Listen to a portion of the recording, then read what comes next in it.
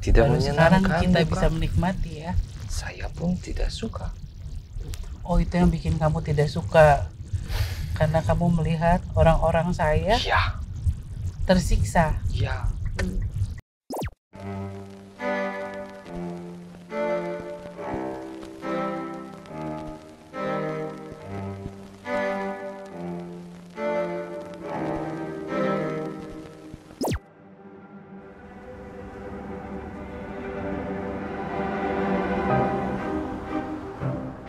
Assalamualaikum warahmatullahi wabarakatuh. Selamat datang di Jurnal Risa Ghost Cartoon. Kali ini spesial banget, lihat lah di sebelah saya ada siapa.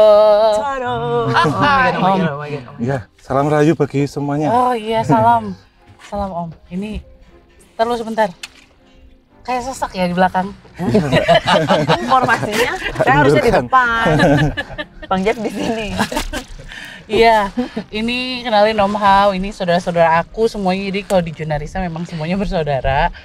Dia ada yang paling muda di Jurnalisa namanya Jeffrey. Yes. Terus di sini ada Angga, di sebelah kanan ada adik saya Riri. Saya yang paling tua di sini. Dan Om Hao sendiri ini dari Jogja jam berapa? Kemarin itu kita berangkat jam 4 sore. Dari Jam 4 4 sore, nyampe Bandung jam? sebelum subuh. Wow. Kita lewat Pantura, lewat utara. Oke.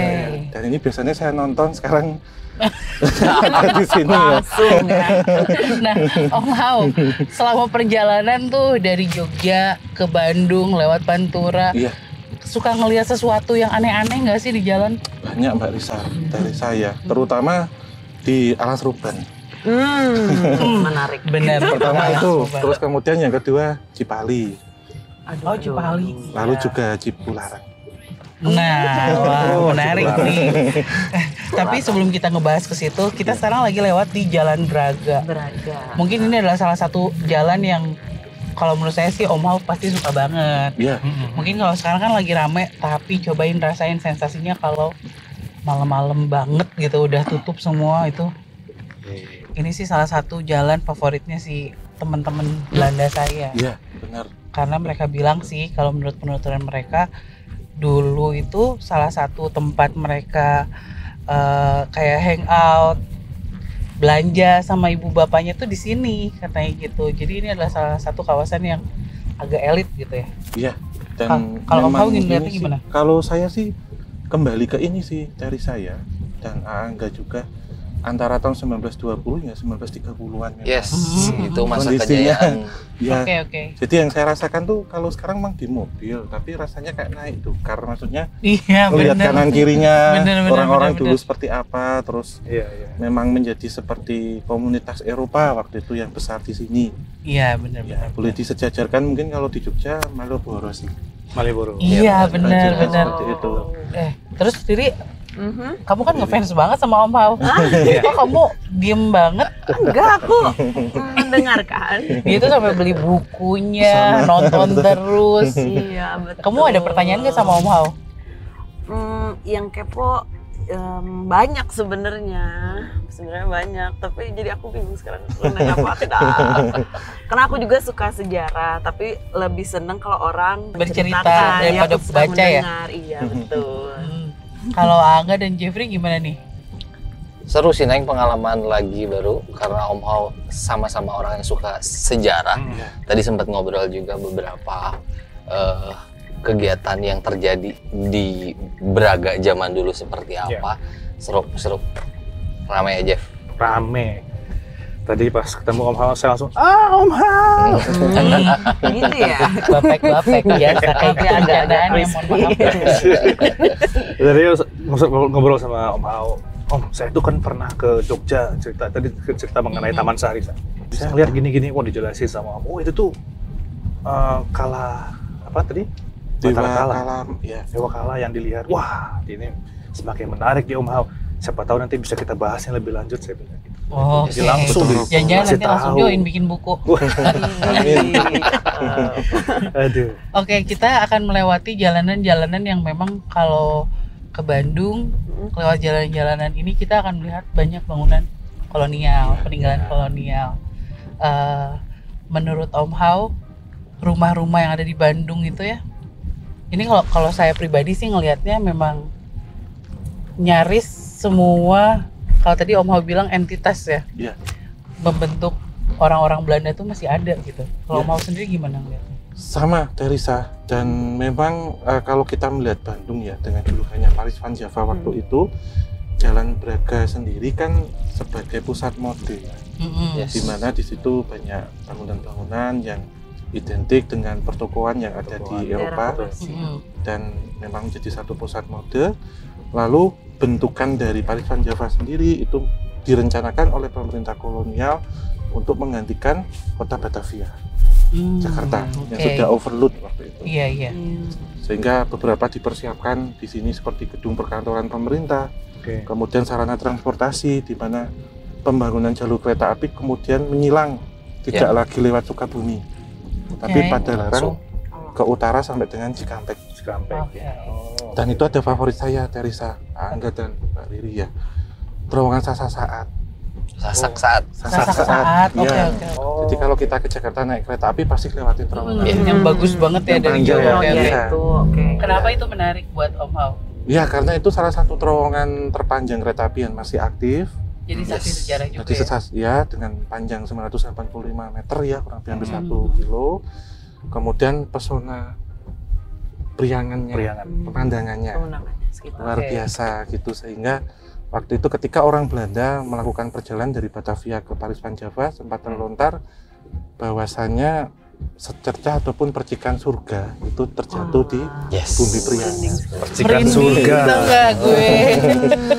Tapi zaman sekarang pun kalau aku naik kereta dari Bandung ke Jakarta sebagus itu Iya, view-nya. masih ini ya yang zaman dulu orang ya, tapi kadang-kadang aku melihat perspektifnya tuh, kadang-kadang nih ketika kita ke lokasi seperti itu seringkali kayak leluhur kita kadang mereka merasa keberatan dengan kita berdekat-dekat atau berakrab-akrab dengan sosok hantu Belanda. Iya, memang seperti terdoktrin sih Teresa. Tetapi sebenarnya entitas itu pun ketika kita dengan niat baik, niat positif, pasti yang datang pun juga akan positif. Iya. Dan tentunya memang ada satu bentukan-bentukan bahwasanya ketika sejarah yang kita kenal itu kelam ya, memang pengalaman dijajah itu kelam.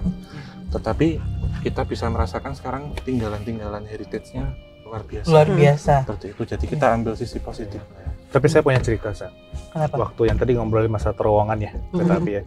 Itu tuh kejadian tahun 2007. Saya ke Depok, Mas. Mas Om. Ya so muda deh lu. Nah, jadi saya tuh di kereta makan. Duduk ya, nyamping ke kaca tuh. Nah, di sebelah saya terbayangan, yakin banget itu ibu-ibu Belanda. Wah, kurus, langsing ya. Nah, cuman saya nggak tahu ya ini wujudnya ini memang putih, Mas. Ini saya lihat langsung. Lihat ke kaca, bayangannya tuh seolah-olah di samping saya. Pas ngeliat saya, siapa ya? Saya lama loh fokusnya ngeliat ke jendela ini. Itu pas masuk terowongan. Terus dia duduk di samping, pas lihat nggak ada orang. Saya lagi masih ada. Sampai 3 kali saya lihat bolak-balik. Terowongannya mulai nggak ada, keluar. Dan bayang itu nggak ada. Itu jelas banget, Mas. Dia seolah duduk kayak minum teh juga. Tapi yang anehnya dia seperti ini ya. Badannya gini, minum tehnya gini. Kan kita kan nggak mungkin ya minum teh gini. Iya. Dia minum gini. Dan ini tuh kayak yang panjang banget. Di luar dari leher wanita pada umumnya. Pengalaman sekali itu. Nah itu kalau kayak gitu, dia memang berdiam di sepanjang jembatan itu atau mungkin di keretanya? Itu di keretanya, Teresa. Oh, di Iya, keretanya. Karena konsesi waktu pemerintah kolonial membangun jalur kereta, itu tentunya tidak hanya mengangkut barang dan manusia, tapi makhluk astral pun ikut sampai hari ini. Ya, Jadi masih berseliweran di antara kereta itu ya? Ya, benar seperti itu. Oke, berarti kita bisa ghost train tour kali ya? Wow, menarik sekali. Sama Om Hao ke Jogja. Menuju Jogja ya? Iya bener dong. Nanti kita dimarahin sama KAI. Bisa kok nanti aku ngomong. Oh, keren. Oke. Nah, itu seru banget. Cuman kadang-kadang saya tuh lihat bangunan keren banget. Misalkan yang bangunan nggak rumah ya, bangunan peninggalan Belanda yang kayak Lawang Sewu gitu ya. Itu kan bagus banget gitu. Tapi di tengah keindahan itu, terus aku lihat sosok-sosok yang berseliweran, orang-orang Belanda necis dengan pakaian bagus. Ada gitu kayak jeritan di dalam hati yang ini bangsa kita loh yang ngebangun kayak gini dengan penderitaan mereka. Jadi kadang-kadang yang muncul tuh bukan keindahannya, tapi penderitaan orang-orang yang membangun itu. Itu wajar nggak sih kayak gitu? Iya, memang seperti itu ya dari saya. Dalam artian ya boleh dibilang insinyur, arsiteknya memang orang Belanda. Tetapi semuanya itu kan dibangun oleh leluhur kita ya dengan air mata, darah, keringat yang dibangun, dan kita memang salah satu bangsa yang ketika telaten dalam hal pertukangan itu luar biasa. Dalam pembangunannya, dalam yang lapangannya lah. Kalau yang di atas kertas memang dari bangsa kolonial, tetapi tetap kita secara penataan, tukangnya itu ya warisan kita semua yang ditinggalkan menjadi satu mahakarya hari ini. Seperti itu gitu. Iya, sebenarnya bangsa kita juga gitu ya yang mewujudkan itu gitu. Iya, yang membangun bagaimana dengan ketekunannya. Oh ya, budak letik dipilih ngomong man. Iya. Saya Si Bel ngomong. Ini ada anak kecil Om yang ikutan ngomong. Ya, boleh saja kalian suka semuanya. Tapi beruntung hidup hari ini. Iya. Karena kalau kalian hidup di masa saya, tidak akan suka. Oke. Ya, Oke. ingat itu. Suka saja boleh, tapi saya pun tidak suka. Semua Kenapa kita orang tidak akan suka? tidak akan suka? Semua akan lihat kalian seperti kotoran. Ya, William. Iya. seperti itu. Hari ini bersyukur saja kalian bisa lihat semua. Ya, Dulu bagus. bangsa saya tidak bisa lihat bangunan bagus itu ya. Tidak boleh lihat kepala di Saja bawah tidak. semua. Oh, semua menunduk ke bawah. Ketika bangsa kami lewat, kalian harus tetap di bawah. Oh iya. Tidak Baru sekarang menyenangkan, kita bukan? bisa menikmati ya. Saya pun tidak suka. Oh, itu yang bikin kamu tidak suka. Karena kamu melihat orang-orang saya Ya, tersiksa. ya. Kita Terima kasih, semua Will. sama. Kita semua sama. Tapi Mama tidak suka. Ya, Terima kasih ya. ya.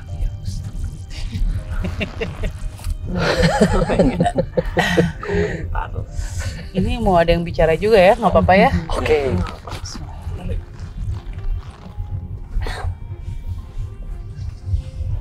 Enggak. Ya. Kenapa? Kenapa? Ada yang membuatmu tidak nyaman? Ya, Apa itu? nipom. Oh, bukan. Ini teman Angga. Ini teman Angga. Saya tidak lihat Ya, wajah ini orang, tidak apa-apa. tidak apa-apa. Kamu harus berkenalan agar tidak takut. Aman. Oh, oke. Kalau tidak mau, tidak apa-apa. Saya teman ada banyak, cukup. Oh, oke. Tidak usah tambah teman, cukup. Ya, jadi hari ini kita berjalan-jalan lagi, En. Kamu ikut ya?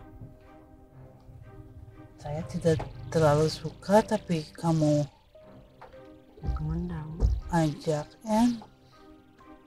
Kenapa? Oh, iya. Kamu boleh turun nanti sebentar lagi. Oke?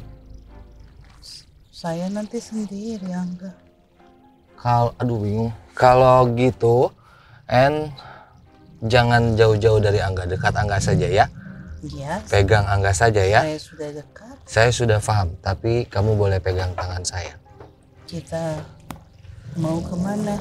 Ke sebuah gedung yang mungkin kamu dulu sering lihat. Ya. Nanti semoga kamu suka di sana. Ya, Ini orang ikut. ya, dia juga punya teman.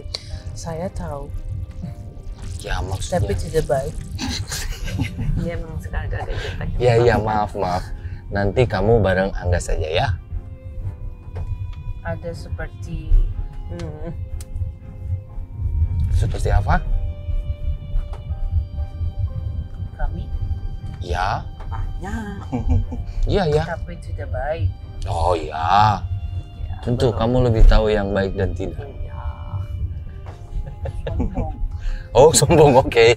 Nanti saya ajak berkenalan supaya dia tidak sombong ya. Tidak usah. Oh saya tidak usah. teman banyak. Ya oke. Kamu jangan jauh-jauh dulu. Iya. Ya. Tidak jauh. Kamu pegang saya dulu, saya mengerti. Ya. Ya. Banyak maaf, negosiasi. ini Mohon maaf, anak kita emang gitu. Emang agak-agak. Unik kok Mas, gak ludes. itu paling menyebalkan di antara Semua semuanya. judes. Tapi dia paling takut naik mobil, Oh. makanya Karena dia sejarahnya tuh ceritanya jatuh bersama ayahnya. Dia lagi mau kabur menuju pelabuhan katanya, ditembak sama Bang. Jepang, ditembak dan di dalam mobil. Itu yang bikin dia agak trauma. Traumatis. jadi barusan langsung saya tidak suka diajak seperti ini. Hansen tuh mau nangis tuh. Hansen. Ompong nih ah.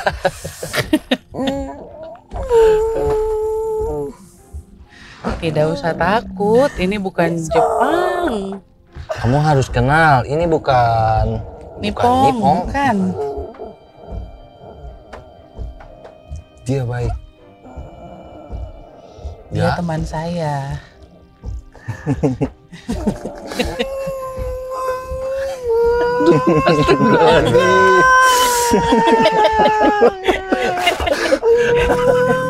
Iben Bang, Iben Kin Nipong.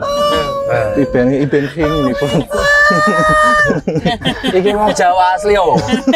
Ojo nimpong lo. Aduh, saya nangis beneran. Ya tidak usah takut. Tidak usah takut. Tenang. Gak apa-apa, Teresa. Sudah Gak apa-apa, sudah di santai. depan ya. Sudah kamu duduk di depan ya. Ini sampai keluar air mata gitu. Takut mau. Habis posisinya. Ditahan banget ya. Dia udah jaga jarak dari tadi. Tiba-tiba harus. Tadi di belakang, Iya tadi dipakai motor. dipanggil langsung. Dipaksa duduk di situ mabuk. Teman-teman, dia bukan Nippon, dia baik sekali, suka tersenyum. Tenang. Ya, Nipong baik. dia tidak bawa apa-apa, dia tidak bawa senjata apapun. Tenang. Aduh. Saya kalau ini Om, kalau misalnya kita tes masuk, saya langsung mau tanya, saya mau tutup. Dibuka aja gede-gede ya. Biar nggak disangka. Agak dia mah tahu lu bukan orang Jepang. Nggak usah repot-repot. Nggak usah Om ngalamin repot-repot. hal yang sama nggak sih sama teman-teman Om yang kemarin ikut dari Taman Maluku ya? Oh iya. Mereka masih suka ketakutan gitu juga nggak? Oh ya ini sih Mas, pilih-pilih sih biasanya gitu. Cuman Oh, saya dari beberapa era. Oke. Jadi dari era VOC ada, Oke. di era Nippon memang ada, Oke. di era pasca kolonial juga ada. Jadi memang bervariasi. Jadi ketika saya datang ada entitas sementara ikut tapi nanti kalau lepas saja. Oke. Jadi menunggu ini. Cuman sewaktu saya ke Jepang 2019, teman-teman belanja saya nggak dapat visa tanda kutip. Iya, emang, Tidak bisa ke sana. benar-benar. Seperti Saya itu juga dari saya. pernah ke Jepang enggak. dan mereka nggak ikut. Itu nggak dapat visa ya pasti ya? Iya, kebalikannya nanti kalau aku ke Belanda juga kalian yang Jepang sama nggak kan kita kasih katanya gitu. Oke. Iya, benar-benar. Kenapa? Gue masih dengar suara nangis ya. Tolong dicium-ciumin dulu. Aduh, baca. Jadi kalau memang William dan enggak, William ada di masa Jepang. Hans dan Hendrik mereka itu jauh sebelum, jadi sebelum 1900 kehidupannya gitu ya, sebelum ada Jepang. Jadi mereka sebenarnya paling cool gitu. Cuman tapi Energinya jadinya marah kalau Hans sama Hendrik, karena menurut mereka melihat bagaimana Jepang pada saat itu membumi hanguskan bangsa mereka. Iya. Kalau yang sisanya kan takut gitu karena mengalami sendiri, yang 2 anak itu marah gitu. Iya. Dia sejak tadi apa ya Om Hao nyoba bawa nih. Iya. Jepang Itu ini. soalnya ada di ini Teresa Angga, ada di dalam tubuh saya yang susah dikeluarkan memang. Iya. Oke.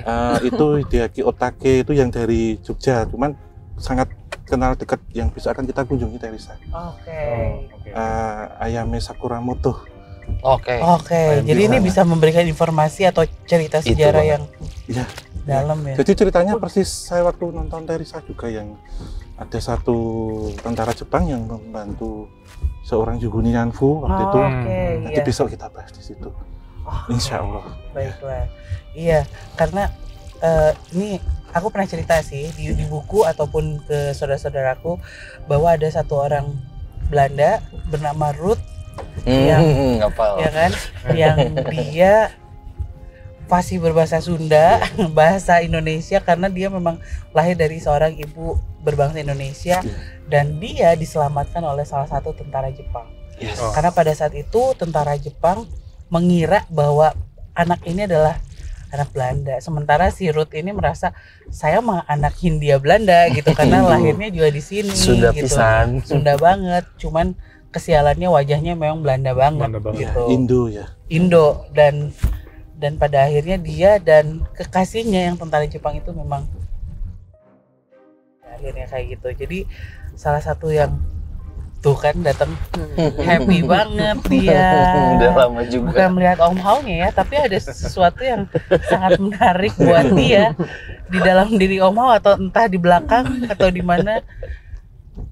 Yang lainnya ketakutan, yang ini senang banget. Iya, yang beraura Jepang-Jepangan nanti. Iya, aku takutnya kalau misalkan dimasukin itu ya mediasi, genit banget ini. Iya, pasti sentil bisa.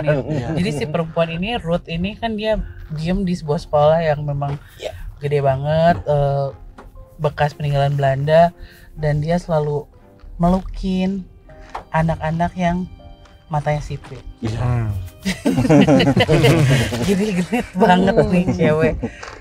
Udah saya aja katanya yang ikut, nggak usah anak-anak itu tidak usah, saya aja.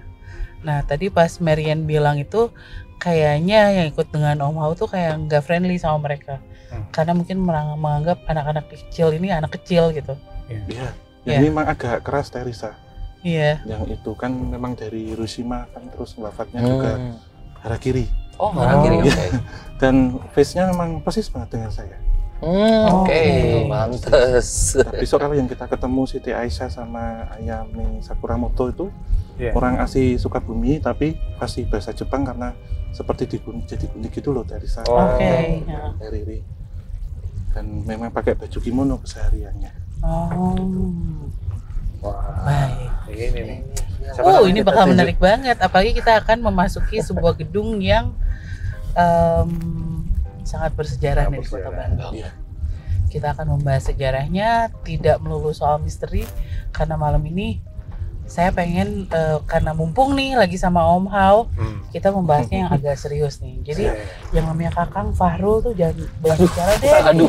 Kalau aku gimana? Aduh. Masuknya serius kan? Masuk kan, kamu arsitek. Oh, Bisa arsitek membahas loh. arsiteknya, Arsitek ya. loh. Om Hao teknik sipil. Teknik sipil sama-sama Oh iya, saya Teresa. juga teknik sipil. Gak Teresa kepake ya? hidrologi dulu. Nyambung tuh. Oh bukan, saya persekelasan jalan. Oh, ini transport ya? Transport, ya. Oh iya. Saya manajemen konstruksi. Tapi nggak kepake kan? Pakai. Iya. Maafin ya. Malah di bidang sejarah. Iya. Nah, kita akan memasuki sebuah tempat yang historical banget kalau di Kota Bandung, Gedung Sate. Mantap. Ini nggak tahu ini suatu kebetulan atau apa, karena pada akhirnya ketika kita dapat ini tuh kedatangan Om Hao ke Kota Bandung bertepatan dengan munculnya izin kami untuk syuting di sini. Sebelumnya tuh susah banget Om Hao, susah banget. Karena mungkin orang ketika lihat atau dengar Junarisa kebayangnya, wah ini mah bakal nakut-nakutin orang gitu atau bakal cerita-cerita mistis. Enggak kok, kita juga selalu menempatkan diri lah gitu ya. Kalau di tempat-tempat seperti ini, tentulah kita akan menceritakan hal-hal yang lebih kesejarahnya lah gitu. Hal-hal yang mudah-mudahan setelah kita datang ke situ bisa menambah pengetahuan yang nonton gitu. Amin. Nggak melulu nakut-nakutin. Makanya malam ini mari kita menelusuri Gedung Sate. Ini ghost kartunnya tipis-tipis aja guys. Dan kalau misalkan kalian ngarep kita mediasi nangis-nangis, sorry, enggak, gue harus jaim depan Om Hao. Enggak apa-apa loh. Jadi aksi gelitik-gelitiknya sedang memasuki gerbang Gedung Sate. Sesuai aplikasinya. Sesuai aplikasi ya. Ya bang, depan aja boleh kiri. Jadi aksi biasanya kita salto ya. Oh iya salto. Jungkir Salto, balik. garuk-garuk tanah gitu. Enggak, sekarang Acak-acak kita sampah akan gitu. ajak sampah. Kita sekarang akan membahas tentang sejarahnya. Riri soalnya udah hafal banget seluk-beluk Gedung Sate kan, Ri? Udah ngebet banget dari tadi. Aduh, aku mau cerita nggak kuat. Arsiteknya ya, Ri ya, gimana? Aduh, dibahas lagi. Nanti akan ngasih informasi lah sama Om Hao. Katanya gitu. Jeffrey mau ngapain nanti di Gedung Sate? Ya mau ngitung jumlah satenya. Masih ngitung nggak? Aduh, ditanya lagi. Bisa dikurang. Masih kurang. Kalau AA enggak mau ngapain, Nak? Lebih nanya-nanya lagi ke Om Hao apa yang terjadi. Justru kita yang bertanya ya. Ya. Benar. Om Hao siap? Apa di sini? Kita ikut pesta-pesta para tuan dan nyonya pada. Waduh. Tuan dan Ya udah, jangan lupa apa? Subscribe, comment, and and like. like. Nonton penelusuran di episode berikutnya. Yes. Sabar, tenang. Kalem. Semuanya akan nonton nanti. Wassalamualaikum warahmatullahi wabarakatuh. Dadah. Dadah. Alhamdulillah.